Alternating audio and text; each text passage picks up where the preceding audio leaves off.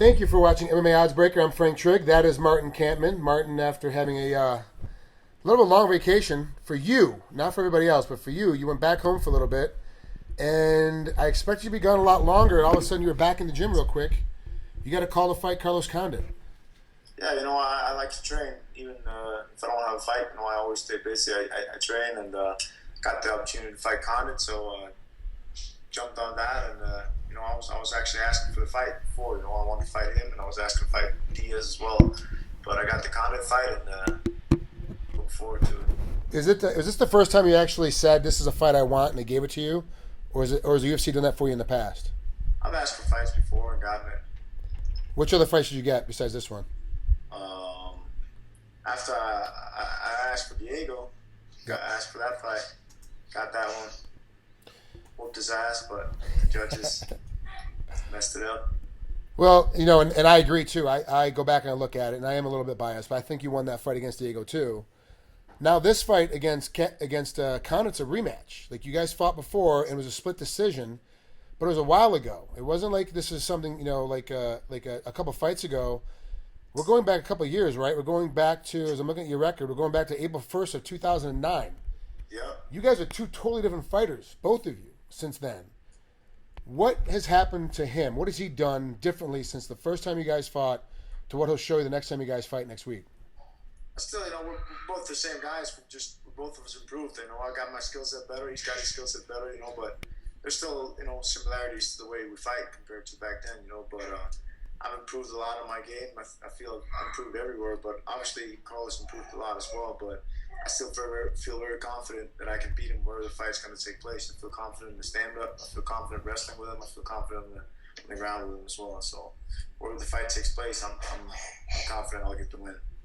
Now, you obviously have the better technical stand-up, but he seems to have the more tenacious kind of in your grill, kind of in your face kind of stand-up. And we saw a lot of that against St. Pierre when Conor fought St. Pierre.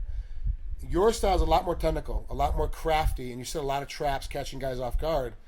What's the game to beat his length? Is it going to be one of those traditional just step inside and get inside that long reach of his, or are you going to have to set a lot more traps on the outside and bait him into you? I got to mix it up, I don't want to set away my whole game plan, but of course, he's got a better reach than me, so I got to find a way to come in and catch him. I can't just I can't be fighting him in his distance. Then he'll be able to hit me and I can't hit him. That's not a fun night. So I got to close the distance and catch him. I got to make him miss and punish him when he tries something. But I feel confident. I feel good. I feel I have a great game plan. I feel more than ready for this fight. Who'd you bring in specifically that's going to mimic Condit for you? I know you've got a couple of guys that act like him, look like him, have that same reach and height. Who are the guys that you used? I had some long, lanky guys to spar with.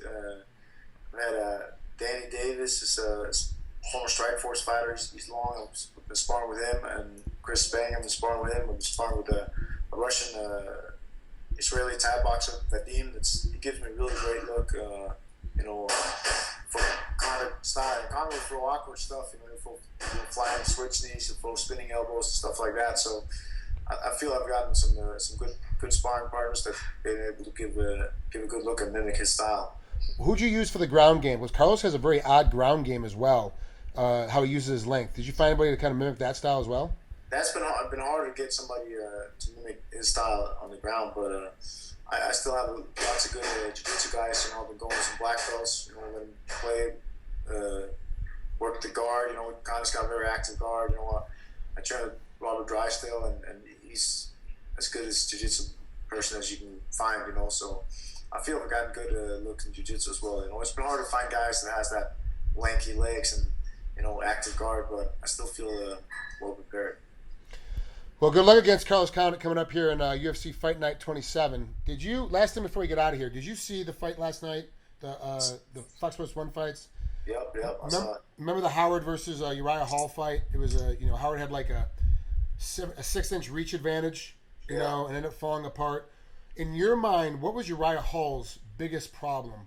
Because it seemed like to me, in his stand-up and his kickboxing, it looked great the first 35, 45 seconds of the first round, and then it kind of started falling apart. From a technical standpoint, what do you think Hall made a mistake doing when he was fighting, even though having that long reach advantage?